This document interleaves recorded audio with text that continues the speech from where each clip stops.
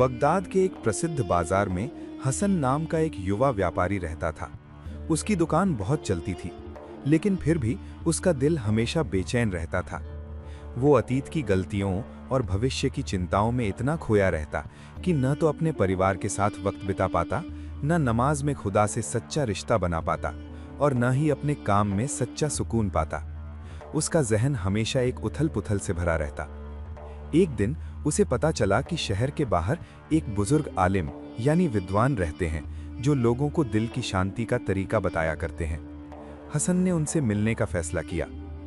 वो आलिम के छोटे से घर पर पहुंचा, जहां वो कुरान तिलावत कर रहे थे। हसन ने अपनी पूरी परेशानी बताई, गुजरे हुए कल का पछतावा, आने वाले कल का डर और वर्तमान में चैन की कमी। आलिम साहब मुस्कुराए और कहा, बेटा, तुम्हारी समस्या का इलाज एक साधारण सी चीज में है, जिसे हम हर दिन देखते हैं मगर उसकी कीमत नहीं पहचानते। ये कहकर उन्होंने एक साफ कांच का एक बड़ा गिलास निकाला। उन्होंने उसमें पानी भरना शुरू किया। पानी ऊपर तक भर गया, इतना कि अब एक बूंद भी डाली जाती तो बह निकलता। फिर उन्होंने हसन से कहा, इस गिलास को ले जाओ और शहर की सड़क पर एक चक्कर लगाकर वापस ले आओ, लेकिन शर्त यह है कि एक बूंद पानी भी ना गिरे। हसन को हैरानी हुई, लेकिन उसने गिलास सावधानी से उठा लिया और चल पड़ा। बाजार भरा हुआ था, गधा गाड़ियों की आवाज, ग्राहकों की चीख पुकार, बच्चों का शोर, मगर हसन की नजर और ध्यान सिर्फ उस गिलास के पानी पर था। वो इतना सतर्क था कि उसे आसपास का कोई शोर नहीं सुनाई दिया। वो अपनी सांसों तक पर नियंत्रण रख रहा था, ताकि हिलने से पानी ना गिरे। आखिरकार वो सकुशल वापस आ गया। हुजूर, एक बूंद भी नहीं गिरी, उसने खुशी से कहा। आलिम साहब ने पूछा, अच्छा, ये बताओ, रास्ते में तुमने किसी फकीर को सदके देखा? जुम्मे की नमाज की अजान सुनी? अपने किसी ग्राहक को सलाम किया? हसन ने सिर झुकाते हुए कहा, नहीं हुजूर, मेरा सारा ध्यान तो इस गिलास को बचाने में था, मैंने कुछ और देखा सुना नहीं।